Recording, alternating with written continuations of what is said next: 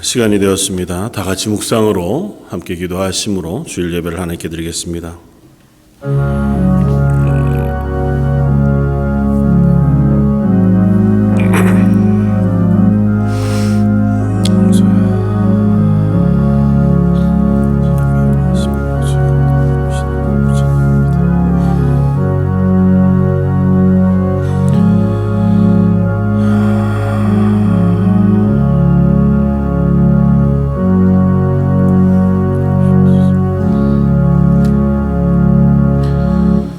여호와여, 영광을 우리에게 돌리지 마옵소서. 우리에게 돌리지 마옵소서. 오직 주는 인자하시고 진실하심으로 주의 이름에만 영광을 돌리소서. 어찌하여 문나라가 그들의 하나님이 이제 어디 있느냐 말하게 하리이까. 오직 우리 하나님은 하늘에 계셔서 원하시는 모든 것을 행하셨나이다. 아멘. 영광 중에 계시면서 이 땅에 하나님의 백성들을 살피시고 은혜 베푸시며 지키시는 하나님, 저희들의 삶이 여전히 하나님의 은혜를 사모하는 마음으로 이 예배의 자리에서 하나님을 찬양하며 예배합니다. 하나님 예배하는 자리가 하나님을 만나는 자리가 되게 해주시고, 하나님을 예배하는 자리가 하나님을 보는 자리가 되게 하여 주옵소서. 어려운 가운데 하나님을 의지하여 나왔사오니 예배하는 모든 성도들과 예배하는 모든 가정들 그 위에 하늘의 충만한 것으로 임하여 주옵소서.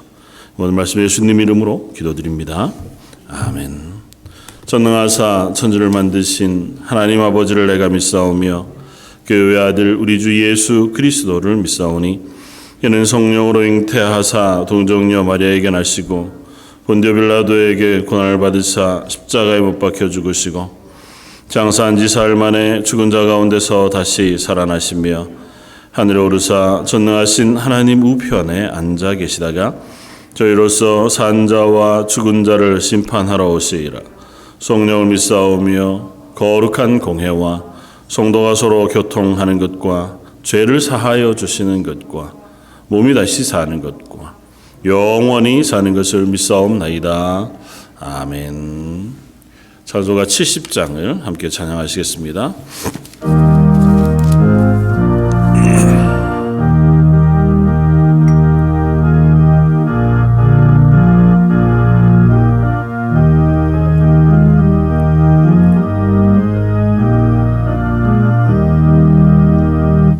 비난처 있으니 환난을 당한 자이리오라.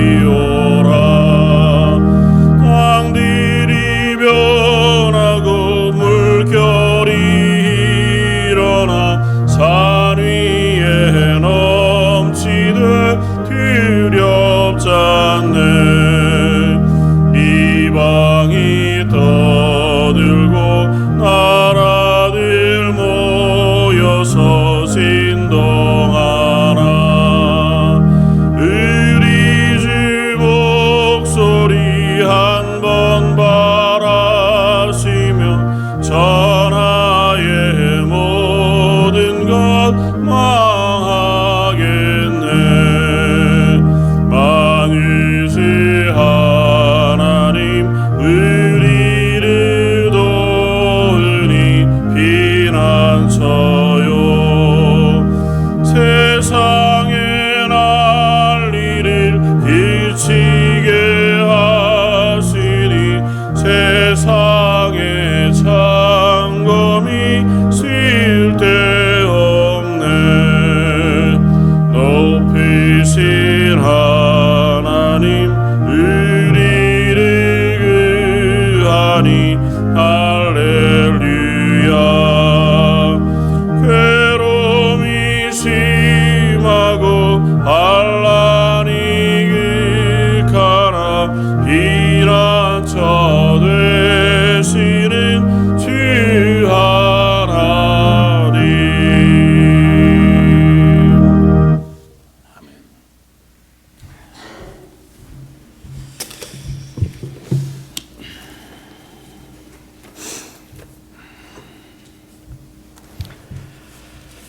하나님 아버지, 하나님의 은혜로 살아가는 하나님의 자녀들, 오늘도 함께 모여서 하나님을 찬양하며 예배를 드립니다.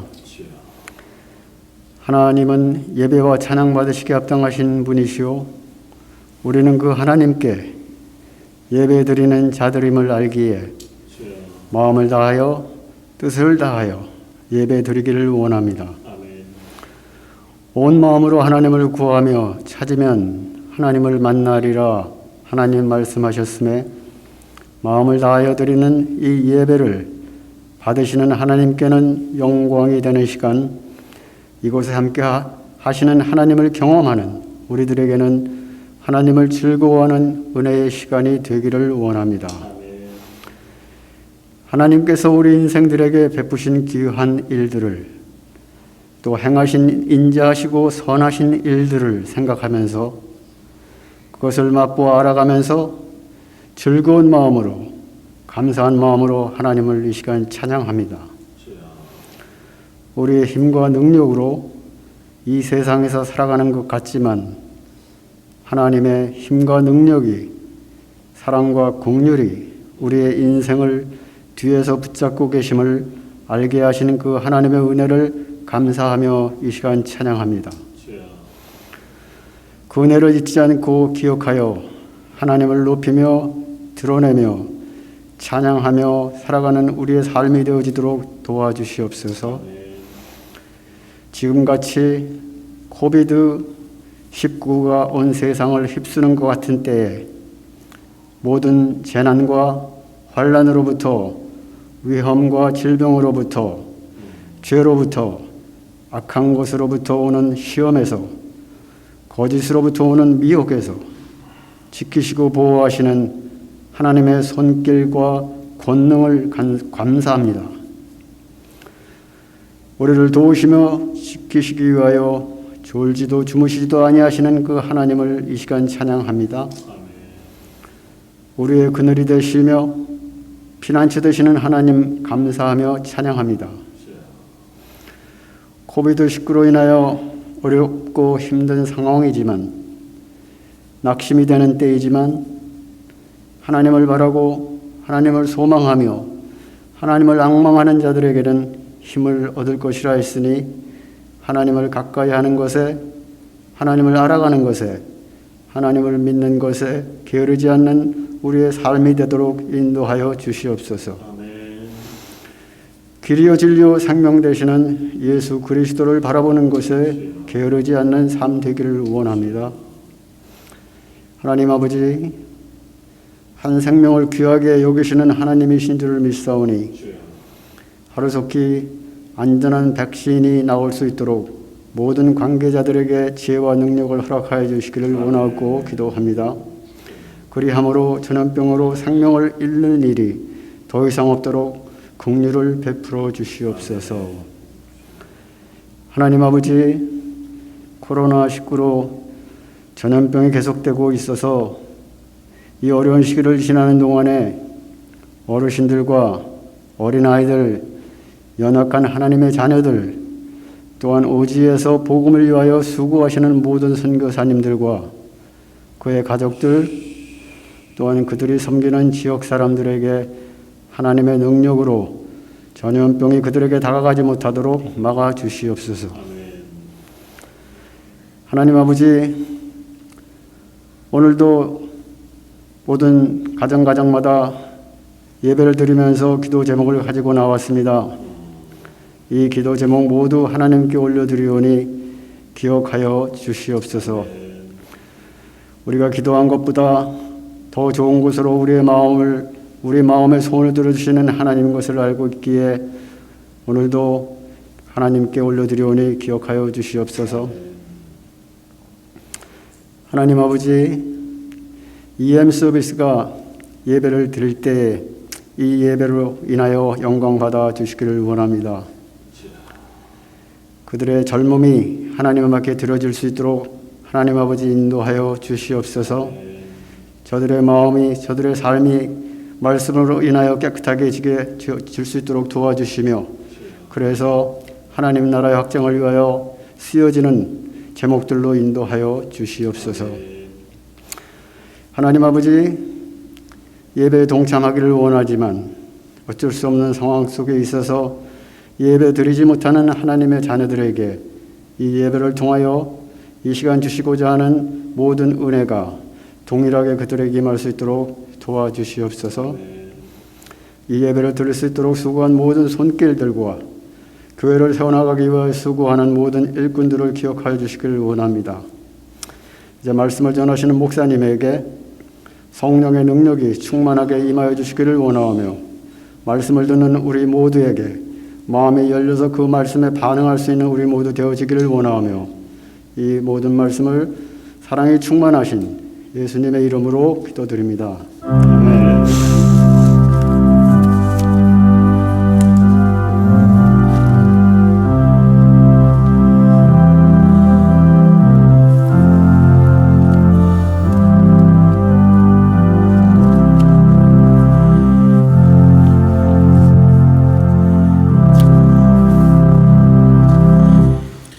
찬송가 370장을 함께 찬양하시겠습니다.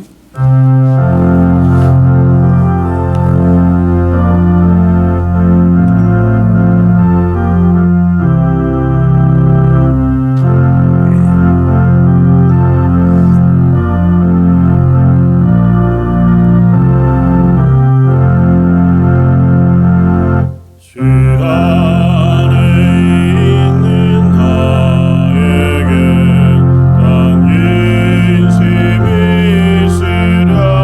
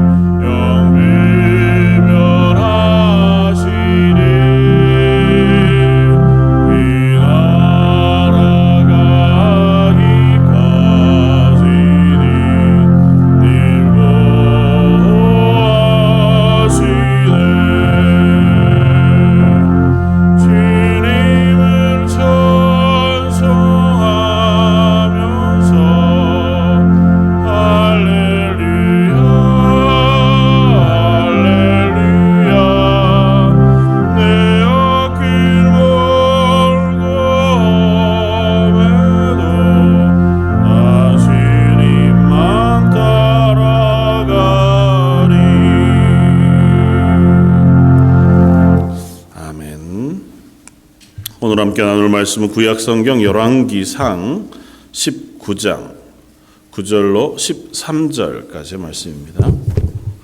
구약성경 550쪽에 있는 말씀, 열왕기상 9장 9절로 13절까지의 말씀입니다. 자, 이었으면 우리 한 목소리 같이 한번 봉독하겠습니다. 엘리야가 그곳 굴에 들어가 거기서 머물더니 여호와의 말씀이 그에게 임하여 이르시되 엘리야야, 내가 어찌하여 여기 있느냐? 그가 대답하되 내가 만군의 하나님 여호와께 열심히 유별하오니 이는 이스라엘 자손이 주의 언약을 버리고 주의 제단을 헐며 칼로 주의 선지자들을 죽였음이오며 오직 나만 남았거늘 그들이 내 생명을 찾아 빼앗으려 하나이다. 여호와께서 이르시되 너는 나가서 여호와 앞에 산에 서라 하시더니 여호와께서 지나가시는데 여호와 앞에 크고 강한 바람이 산을 가르고 바위를 부수나 바람 가운데에 여호와께서 계시지 아니하며 바람 후에 지진이 있으나 지진 가운데에도 여호와께서 계시지 아니하며 또 지진 후에 불이 있으나 불 가운데에도 여호와께서 계시지 아니하더니 불 후에 세미한 소리가 있는지라. 엘리야가 듣고 겉옷으로 얼굴을 가리고 나가 굴 어귀에 섬에 소리가 그에게 임하여 이르시되 엘리야야, 내가 어찌하여 여기 있느냐. 아멘. 오늘은 열왕기상 19장 말씀을 중심으로 해서 너는 왜 여기 있느냐고 하는 제목으로 함께 말씀을 나누고자 합니다. 하나님께서 선지자 엘리야를 호렙산에서 만나셔서 그를 부르십니다. 그리고 그에게 묻습니다. 넌 여기 왜 있느냐? 하나님께서 저와 여러분들을 향해서도 간혹 우리들의 선자리가 어디인지를 물으시는 줄 압니다. 하나님께서 우리에게 물으실 때에 또 우리가 선자리를 다시 한번 살펴볼 수 있는 은혜가 있으면 좋겠고, 또 그렇게 물으시는 하나님의 물음이 어떤 것인가고 하는 것들을 깨달아 알 수 있으면 또 좋겠다 생각이 되었습니다. 중국의 송나라 시대 때 소동파라고 하는 시인이 지은 시 중에서 서림사 벽에 쓰다 뭐 이런 제목의 시가 있는 모양이에요. 여산이라고 하는 강서성에 있는 그 여산이라고 하는 꽤 아름다운 아마 관광지처럼 지금은 뭐 되어 있는 것 같은데요. 그곳에 있는 서림사라고 하는 그 절을 벽에다가 이제 시를 써 남겨둔 것이 있는데, 뭐 이렇게 한번 그 절로 되어져 있지만 그 내용 중에서 여산진명목이라고 하는 그 부분이 이제 고사성어처럼 우리에게 들려지기도 합니다. 뭐냐 하면 여산 안에 있으니 내가 그 여산의 진면목을 알 수가 없다 하는 뜻이. 아마 그 산이 굉장히 여러 개의 봉우리, 언덕 뭐 이런 것들로 가득 있고 또 호수가 굉장히 많은 산이어서 어떻게 보면 산맥 같기도 하고 이렇게 봉우리들이 연결되어져 있는, 또 바로 밑에서 보면 호수 위에 이렇게 우뚝 솟아 있는 뭐 산 같기도 해서 보는 모양에 따라서 굉장히 다양한 모습을 가진 아름다운 곳이라고 하기는 하더라고요. 근데 소동파가 한 49세 50대쯤 되었을 때 거기에 도착해서 보고는 시를 쓰면서 이 여산의 정말 진면목을 내가 볼 수가 없다. 왜냐하면 내가 그 가운데 서 있기 때문이다. 이제 그렇게 시를 씁니다. 근데 그건 그 시인의 인생 여정과 좀 연결해서 생각해 보면 꽤 많이 그 고생을 했어요. 그러니까 박해를 받았습니다. 박해를 받고 또 이리저리 유배 당기는 신세여를 지냈습니다. 그래서 사람 간의 관계 혹은 우리의 삶의 모습 속에서도 우리가 내가 보는 것이 전부는 아니다. 내가 주관적으로 판단하고 내가 아는 것만이 전부라고 생각해서는 안 된다. 우리는 내가 보는 게 이게 전부 다인 줄 알지만 뭐 소경 장님 코끼리 만지기처럼 전체를 보기 전에는, 아니면 그것들을 깨달아 알 수 있는 우리의 능력이 있는지 모르지만 보기에 따라서 상황에 따라서 각자의 생각과 또 각자의 판단이 다를 수 있다고 하는 사실도 우리가 염두에 두지 않으면 그 전체를 깨달아 알 수 있는 방법은 없다. 그러니까 오해가 오해를 불러오기도 하고 또 자기가 고집스럽게 생각했던 그런 모습들 혹은 내가 서 있는 곳이 어딘지 정확히 알지 못해서 흔들리기도 하고 때로는 우리가 그리스도인의 입장에서 생각해 본다면 하나님께서 우리에게 베푸신 은혜가 매일 매 순간마다 우리에게 직접적으로 확인되고 경험되어지지 않을 때에 그 하나님이 어디 계신가? 하나님 어떤 분이시다고 하는 그 고백을 분명하지 못하게 하게 되기도 하고 때로는 하나님이 지금은 나에게 관심이 없으신가? 지금 이 코비드-19 사태에 하나님 왜 이걸 그대로 두시는가? 숱한 사람들이 안타까운 죽음을 당하고 또 숱한 많은 사람들이 어려움을 당하는 이때에 또 교회들마다 예배하지 못하고 심지어는 많은 교회들이 문을 닫아야 하는 상황. 선교사님들도 선교지에서 더 이상 말씀을 전할 수 없어서 선교지 안으로 들어가지도 못하고 말씀을 전하러 선교 곳곳으로 여행할 수도 없는 이 상황이 계속되어지는 것을 우리 하나님 그냥 두고만 보십니까? 하는 질문들을 우리가 하게 될 때가 있습니다. 네. 역사 가운데 그래 왔듯이 또 하나님께서 말씀 가운데 우리가 보여주듯이 결코 하나님 쉬지 않으시고 그 하나님 여전히 살아계시다고 하는 사실도 우리에게 들려줍니다. 그 말씀을 의지하지 않고 내 판단, 내 생각만 의지하면 또 내가 보는 것만을 따지고 그것에만 우리가 의지하고 집중하다가 보면 때로 낙심하고 때로는 실망하게 되고 지칠 수 있다고 하는 사실을 깨닫습니다. 오늘 본문 말씀은 엘리야 선지자라고 하는 아주 당대 걸출한 선지자의 이야기 우리에게 들려줍니다. 그리고 열왕기상 19장은 18장의 갈멜산상에서 바알과 아세라 선지자들과의 전투 이렇게 표현하기는 좀 그렇지만 그 사건, 거대한 사건, 놀라운 능력의 사건 이 있고 난 직후의 이야기를 우리에게 들려줍니다. 엘리야라고 하는 선지자는 이름이 굉장히 걸출하지만 사실은 성경에 기록되어져 있는 그의 사역을 우리가 살펴보면 아주 단순합니다. 세 개의 장면으로 그의 사역의 모습을 나눌 수 있는데 첫 번째 장면은 그 선지자로 부름을 받았을 때입니다. 그러면 시점으로 지금부터 3년 6개월 전이죠. 그가 선지자로 부름을 받자마자 하나님께서 그에게 아합에게 가서 하나님의 말씀을 선포하게 하십니다.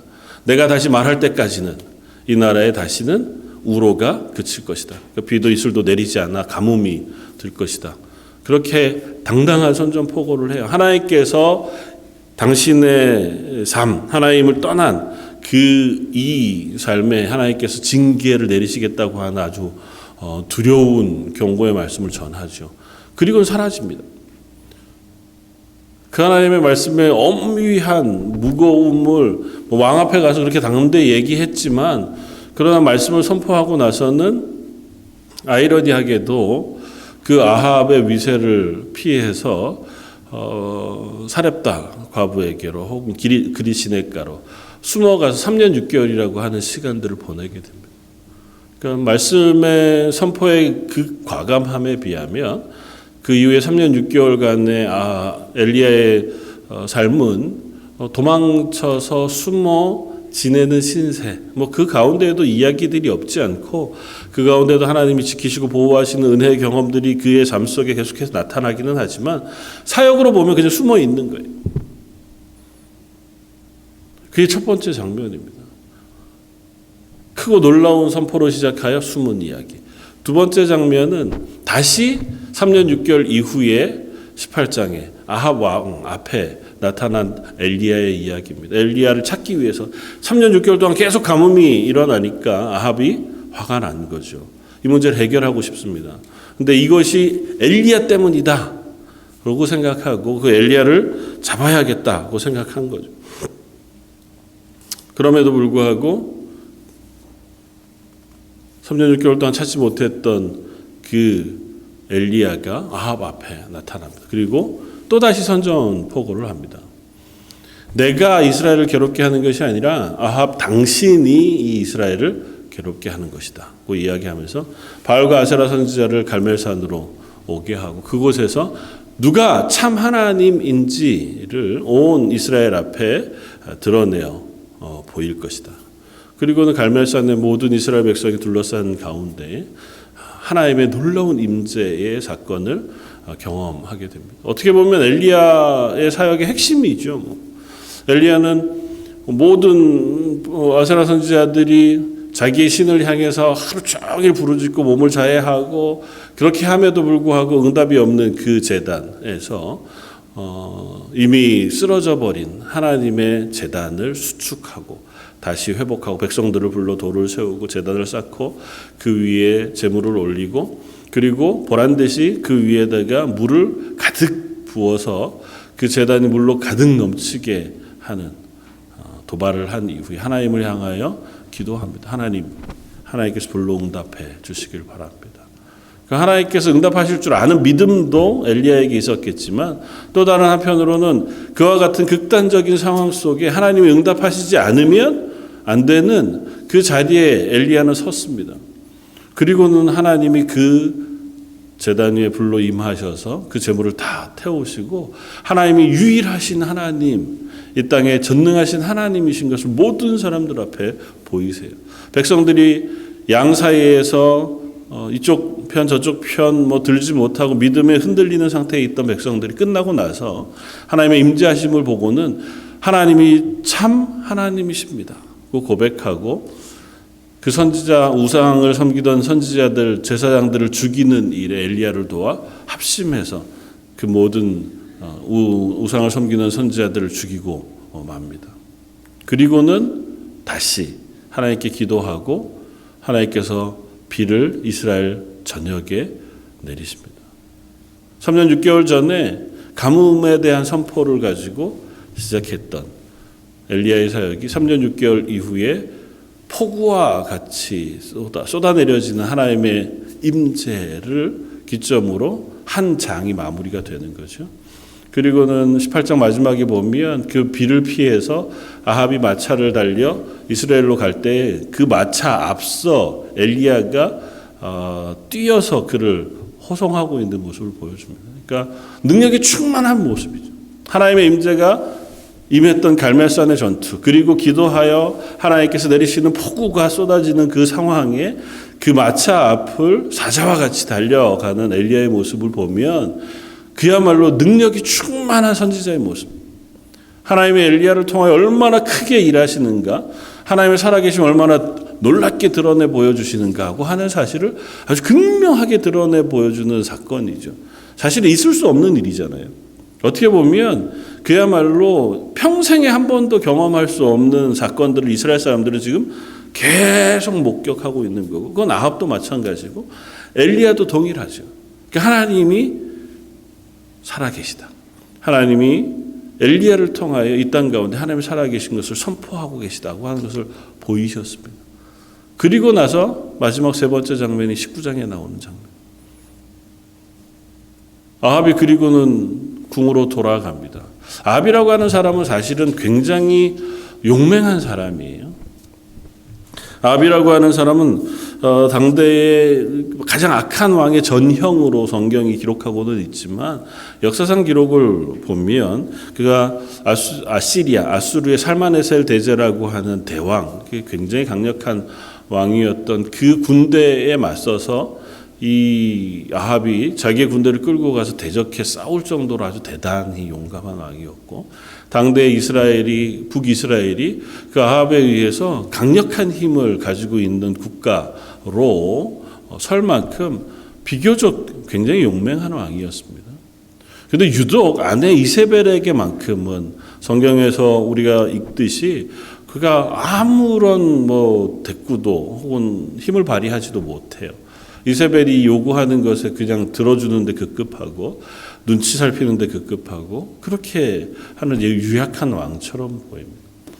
가서 이세벨에게 이야기를 다 고합니다. 이러저러한 일이 있었다. 이세벨이 그 이야기를 듣고 선포하는 이야기가 이렇습니다. 19장 2절. 이세벨이 사신을 엘리야에게 보내어 이르되 그러니까 아예 엘리야에게 자기의 사신을 보내 그리고 말을 전하라고 합니다. 그 전하는 말이 뭐냐 하면 내가 내일 이맘때께 반드시 내 생명을 저 사람들 중에 한 사람의 생명과 같게 하리라. 그렇게 하지 아니하면 신들이 내게 벌 위에 벌을 내림이 마땅한지라. 그러니까 포를 놓는 거죠. 분노가 그게 달하는 겁니다. 자기가 자기 상에서 먹이는 선지자들이 다 죽임을 당했으니 너는 얼마나 분노하겠어. 사실은 두려워해야 하는 게 정상인데 두려워하지 않고 분노합니다. 그리고 그 분노를 엘리야에게 쏟아내요. 그리고 사신을 보냅니다. 명확히 이 사신을 보내서 엘리야에게 경고하는 것이 내일 너 죽일 거야라고 하는 그를 죽이겠다고 하는 아주 간절한 열망이었는지는 잘 알 수 없어요. 왜냐하면 그럴 거면 사신 안 보내죠.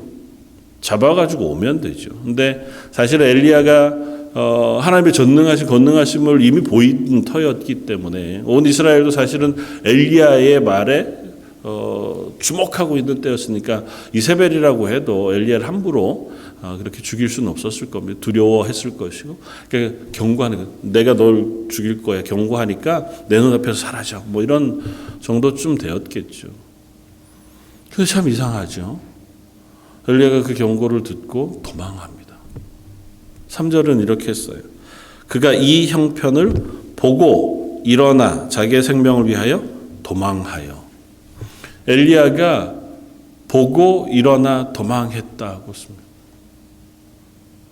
그에게 경고한 이세벨의 경고를 듣고 보고라고 썼지만 두려워하여, 그러니까 원어를 해석하는 그 원어의 뜻으로 우리가 조금 더 가깝게 한다고 생각하면 듣고 두려워하여 일어나 도망한 거예요. 엘리야의 행동을 아주 감명하게 우리에게 들려줍니다. 너무 급작스럽습니다. 바알과 아시라 선지자 900명 앞에서 온 이스라엘 앞에서 외치던 담대함, 아합의 그 마차 앞을 비 가운데서 뛰며 질주해 가던 엘리야의 모습을 생각하면 이세벨의 경고를 듣고 무서워해서 일어나 도망하는 모습과는 전혀 연결이 되지 않을 만큼 극단적인 변화가 엘리야 속에 있습니다. 도대체 무엇이 엘리야를 이렇게 두렵게 했을까 하는 생각이 들고, 그 엘리야가 행한 곳은 호렙산이었습니다. 오늘 19장 우리가 9절부터 읽었지만 바로 앞에 보면 엘리야가 그렇게 해서 일어나 도망가다가 남부 네겝 사막에서 한 곳에 자기가 지쳐 쓰러집니다. 성경은 로뎀나무 아래라 그렇게 쓰고, 로뎀나무는 사실 가시떨기여서 이파리가 별로 없는 사막 한가운데 선 자그마한 나무예요. 그러니까 그거에 남아 의지해서 쉬어야 할 만큼 정말 지친 상태가 된 거죠. 로뎀나무 아래 죽기를 간청하며 누운 그에게 하나님 찾아오셔서 그를 위로하십니다. 그리고 먹을 것을 권하시고 격려하셔서 그에게 힘이 나게 하세요. 정말 힘이 나요. 그리고는 내 길을 가라 말씀하시는 하나님의 격려를 힘입어서 어디로 가냐 하면 호렙산으로 갑니다. 40일을 걸어서. 그러니까 40일 동안 걸을 수 있는 힘과 위로를 하나님께서 주신 거예요. 매일 찾아오셨는지 아니면 한 번 오셔서 그에게 허락하신 위로와 힘이 격려가 그를 그 길을 걷게 했는지는 모르지만 그가 걸어서 도착한 곳이 호렙산이었고, 아마 그 호렙산에 대한 기억은 예전에 모세가 하나님을 만났었던 그 장소를 찾아가고 있는 것 같아 보입니다. 그리고는 그 동굴에 들어가 숨습니다. 오늘 본문에 보면 그 동굴이라고 하는 표현을 모든 사람이 다 알 수 있는 그 동굴처럼 표현해요. 그러니까 아마 모세가 하나님을 만났었던, 그리고 하나님의 말씀을 받았다고 이야기되어지는 그 호렙산 정상에, 시내산 정상에, 그곳에 가서 숨습니다. 그리고 그런 엘리야에게 하나님께서 찾아오세요. 그리고 질문하십니다. 내가 어찌하여 여기 있느냐? 하나님의 질문은 2번 반복되었습니다.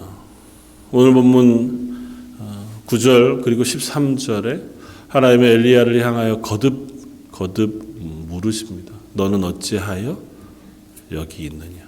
야, 너 왜 여기 있니? 너 왜 여기에서 뭐 하고 있는 거냐? 그 하나님은 엘리야에게 물으십니다. 엘리야, 네가 있을 곳이 여기가 아니지 않니?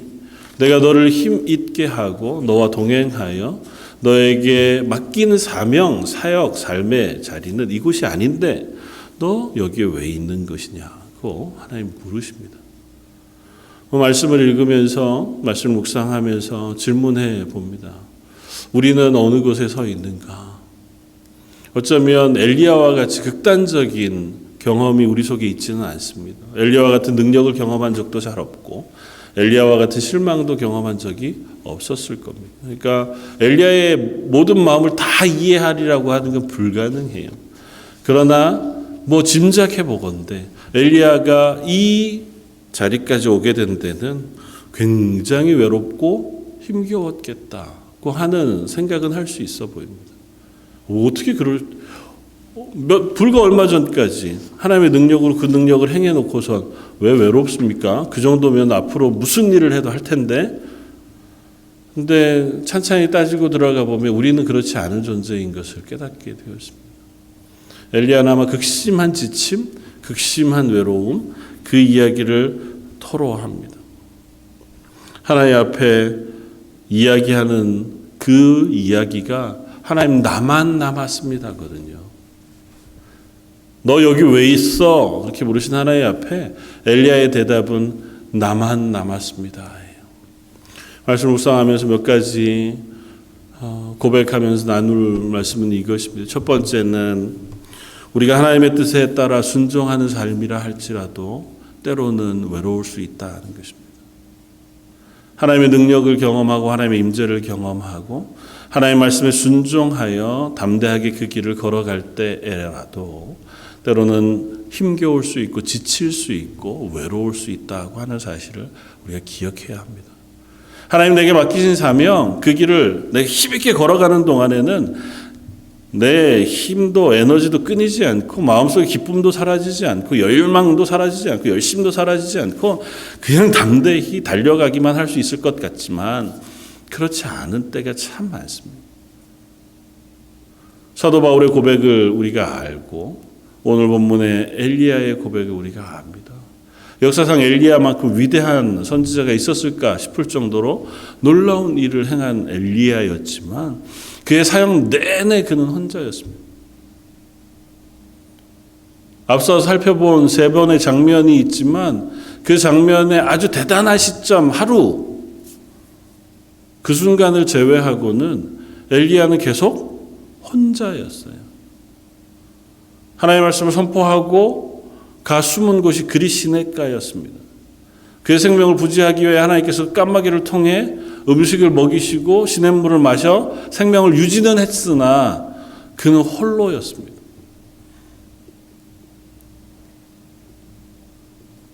그가 그 3년 6개월간을 가부의 집에서 또 때로는 하나님의 능력을 경험하고 그의 아들을 살리기도 하지만 그럼에도 불구하고 그는 거기에서 아무것도 하지 않고 홀로였습니다.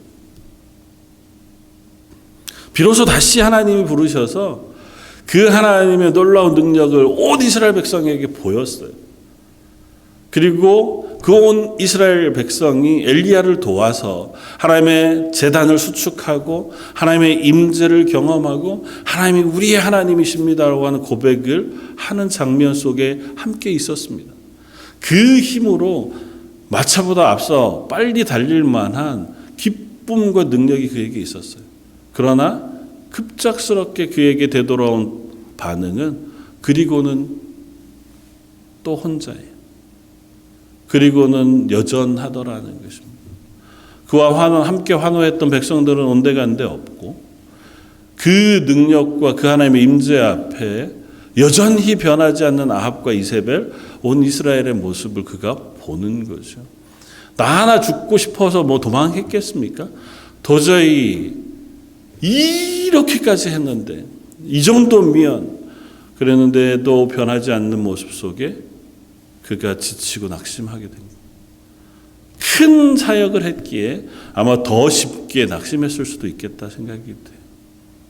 하나님의 은혜를 더 놀랍게 경험했기에 갑자기 찾아온 그 허전함과 또 외로움을 그가 이기지 못했을 수도 있겠다. 우리가 삶을 살아가는 동안, 그리스도인으로 삶을 살아가는 동안, 때로는 하나님 앞에서 이 삶을 열심을 다해 살아가려고 애쓰는 동안 우리가 항상 하나님 앞에서 신실하고 힘있고 능력 있게만 살지 못하고 수시로 우리는 그 앞에서 지치고 힘겨운 순간을 맞이할 수 있다는 사실을 기억해야 합니다. 심지어 나만 홀로 남았구나 경험하는 외로운 순간들이 있을 수 있습니다.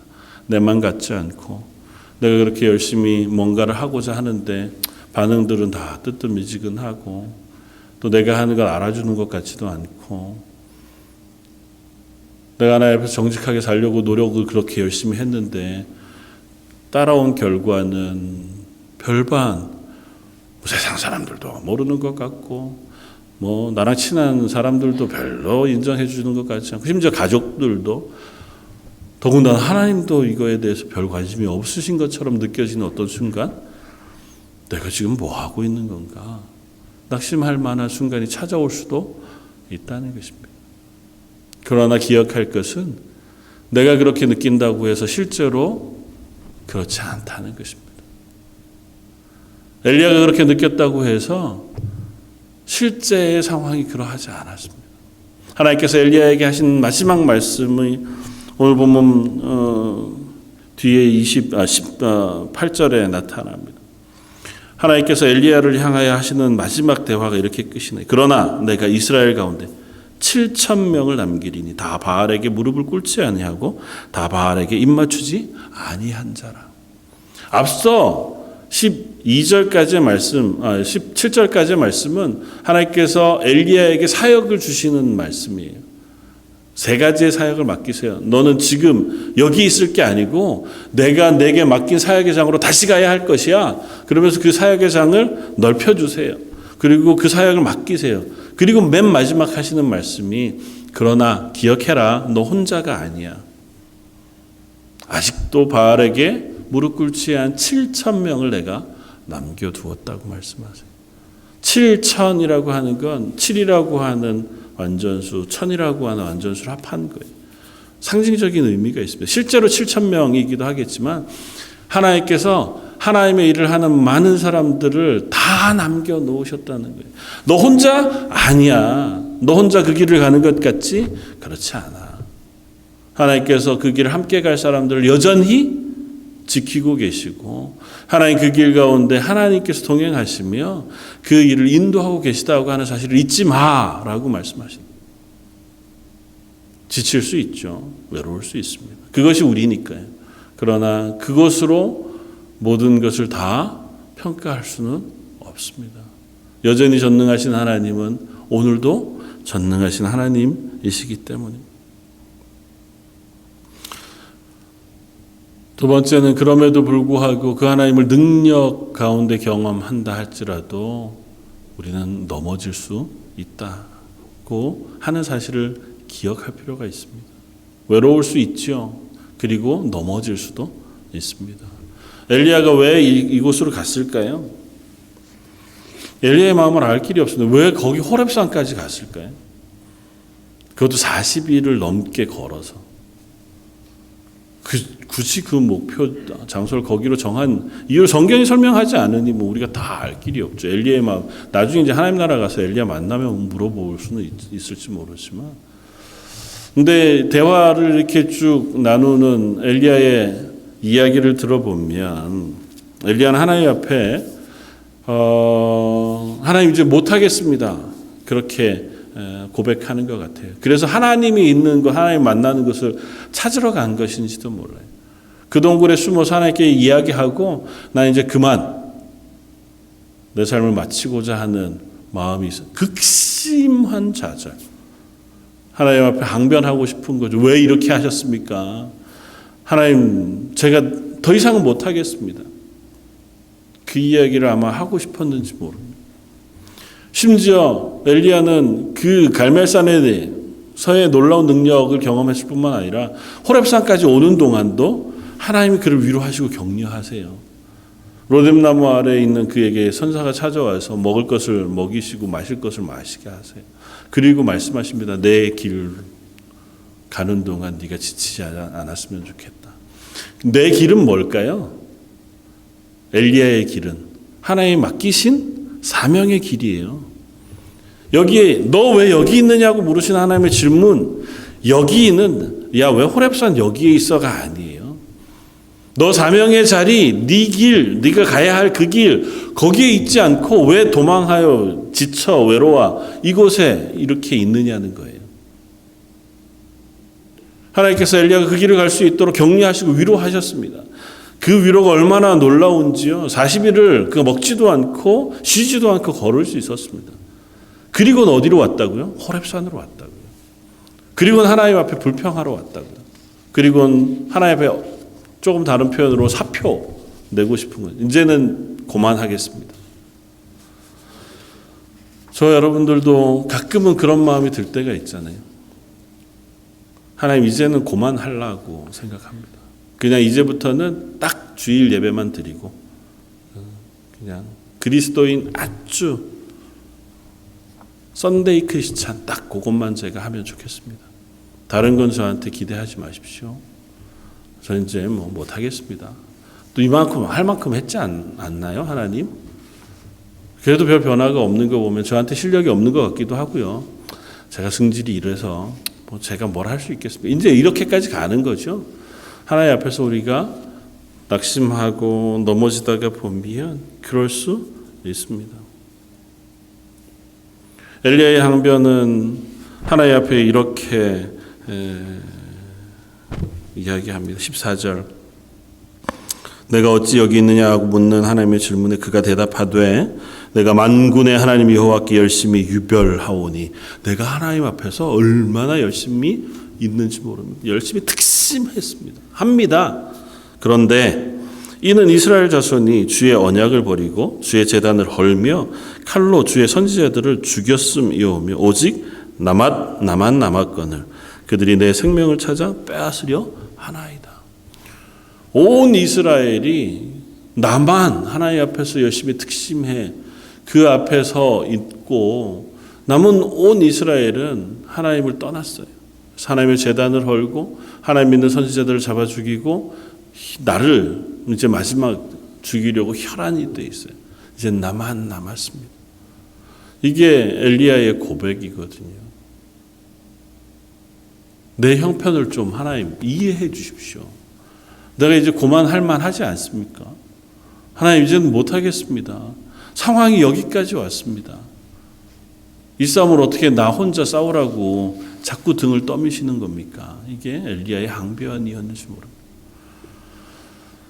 하나님 그에게 나타나 말씀하십니다. 넘어지고 외로워하며 지쳐있는 그에게 하나님 나타나십니다. 세 번째, 하나님은 그런 우리들을 위로하시고 힘주셔서 다시 우리의 길을 갈 수 있도록 도우시는 하나님이시라는 사실도 우리가 잊지 말기를 원합니다. 내가 여산 가운데에 있으면 여산의 모든 진면목을 알지 못한다 고백했던 소동파의 그 시처럼 내가 내 힘겨움에 빠져 있을 때에 우리는 하나님을 제대로 바라보지 못하는 사람들이 되고 맙니다. 성경에 분명히 말씀하고 계신 전능하신 하나님, 하나님의 백성을 위하여 사랑이 너무도 풍성하셔서 당신의 가장 사랑하는 아들까지도 아끼시지 않으실 만큼 나를 사랑하시는 하나님, 그 하나님이 시간도 공간도 다 초월하시고 금도 은도 내 것이라고 말씀하시며 모든 것을 다 주관하시는 하나님이시라고 선포하신 그 하나님이 안 보여요. 내가 힘들거든요. 내가 외롭거든요. 내가 지치거든요. 하나님이 그렇게 전능하신 건 하나님이 전능하신 거지 내가 전능한 건 아니잖아요. 하나님 사랑이 많으신 건 알죠. 나도 알긴 아는데 지금은 안 느껴지는 거예요. 하나님이 그토록 하나님의 일을 하는 사람들을 도우시고 복 주신 것들을 알죠. 그러실 것 같기도 해요. 근데 지금 나는 아닌 것 같아요. 그러나 우리가 기억할 것은 하나님 변치 않으신다는 것. 엘리야의 하나님, 그 하나님이 우리의 하나님이시고, 다윗의 하나님, 그 하나님이 우리의 하나님이시고, 아브라함의 하나님이 우리의 하나님이십니다. 이스라엘이 늘 고백하는 것처럼 아브라함과 이삭과 야곱의 하나님, 엘리야의 하나님, 하나님께서 그 고백을 들으시는 이유는 그 하나님이 지금도 여전히 동일하시기 때문입니다. 저와 여러분들의 하나님도 동일하십니다. 내가 그분을 보지 못하고 내가 그분을 온전히 붙잡지 못했다고 해서 하나님이 변했다고 이야기하는 어리석은 범할 필요는 없습니다. 우리가 눈이 좁아서, 우리가 아직 어리석어서 그 하나님의 뜻을 다 깨달아 알지 못하고 하나님이 행하시는 그 능력들을 다 발견할 수 없을지는 몰라도 하나님 우리를 향하여 여전히 격려하시고 위로하셔서 우리의 길을 걸어갈 수 있게 하시기를 원하시는 하나님이신 줄 믿습니다. 엘리야를 다독이며 말씀하신 것처럼 야, 너 혼자가 아니야. 사실은 엘리야가 그렇게 이야기한 건 어쩌면 좀 과장되게 얘기한 거예요. 이미 엘리야는 하나님 앞에 하나님을 여전히 떠나지 아니했던 오바댜를 만난 경험도 있고, 그 경험 속에 그는 하나님이 능력의 하나님이시죠. 그와 동행하신 하나님이신 것을 이미 체험했어요. 하나님 그를 살리시기로 작정하시고 능력을 주시기로 한다고 하면 아합 아니라 온 세상이 다 덤벼도 이길 수 없다는 사실을 그는 압니다. 그래도 그는 그것을 보기보다 나의 지침과 연약함을 보느라고 힘겨워했어요. 하나님 그런 엘리야를 그래 됐다. 너 그렇게 하면 딴 사람 세우지 않으셨어요. 엘리야에게 다시 사역을 맡기십니다. 야, 넌 여기 있을 게 아니야. 네가 갈 길 그걸 내가 알려줄게. 하나님 말씀하시는 말씀이 15절, 16절, 17절에 나옵니다. 15절 여호와께서 그에게 이르시되 너는 내 길을 돌이켜 광야를 통하여 다메섹으로 가라. 내 길을 돌이켜.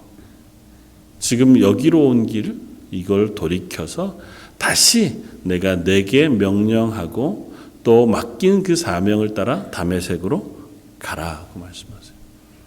하나님은 저와 여러분들을 또 그 자리에 있으면 격려하세요. 로뎀나무 아래로 찾아오셔서 먹을 것, 마실 것을 주시는 것처럼 또 호렙산에서 찾아오셔서 그에게 하나님을 경험하게 하신 것처럼 저 여러분들을 또 은혜로 경험하게 하셔서 하나님의 사람으로의 삶을 살아가도록 위로하시고 격려하시는 줄 압니다. 엘리야가 하나님을 만나는 장면을 오늘 본문에서 우리가 읽습니다. 하나님께서 엘리야를 만나러 나오실 때 너 여기 왜 있느냐 나와라 말씀하시고 11절에 보면 여호와께서 이르시되 너는 나가서 여호와 앞에 산에 서라 그렇게 말씀. 동굴 속에 있지 말고 내 앞에 서라. 이건 장소의 의미가 아니에요. 하나님 앞에 선 선지자의 삶, 그 자리로 다시 나아오라는 것입니다. 선지자는 하나님 앞에 선 사람들이잖아요. 그리스도인은 하나님 앞에 선 사람들이잖아요. 숨어 동굴 속에 있지 말고 하나님 앞에 서서 믿음의 길을 가자, 나오너라 말씀하시는 거예요. 그리고 그 앞에 하나님께서 그를 만나러 오세요. 그 앞에 지진이 있고 바람이 불고 불 가운데에서 하나님의 임재가 일어납니다. 그런데 그 모든 상황은 하나님의 임재가 일어날 때에 일어나는 자연 현상들의 대표적인 것들이. 근데 오늘 본문에는 반복하면서 표현되어지는 말이 있습니다. 그 안에 여호와가 계시지 아니했다. 그리고는 세미한 음성으로 엘리야를 찾아오셔서 엘리야에게 말씀하십니다. 그리고 엘리야가 듣고 겉옷으로 얼굴을 가리고 나가 구러기의 섬에 소리가 그에게 임하여 이르시되 엘리야야 내가 어찌하여 여기 있느냐. 이 음성은 앞에서 질문했던 그 질문과 또 다른 의미의 질문이시기도 합니다. 직접 찾아오신 하나님께서 엘리야를 만나 주고 계신 것. 하나님 능력 그 가운데에서 임하시기도 하지만 결국은 우리를 인격적으로 찾아오셔서 우리 가운데 말씀하십니다. 침묵 가운데 말씀하시기도 하고 때로는 세밀한 음성으로 하나님의 말씀을 들려주시기도 하고 우리가 기도하는 가운데 하나님의 말씀을 읽고 묵상하는 가운데 때로는 예배 가운데 아니면 우리가 삶을 살아가는 어떤 순간에 아주 세밀하게 아니면 아주 침묵 가운데서 하나님 저와 여러분들에게 하나님의 살아계심 하나님의 하나님 되심을 선포하여 만나주시고 말씀하시는 그 말씀을 통하여 우리를 다시 일으켜 세우시고 하나님의 사람으로 살게 하시는 줄 믿습니다. 안타까운 것은 그 앞에서도 엘리야가 똑같이 대답합니다.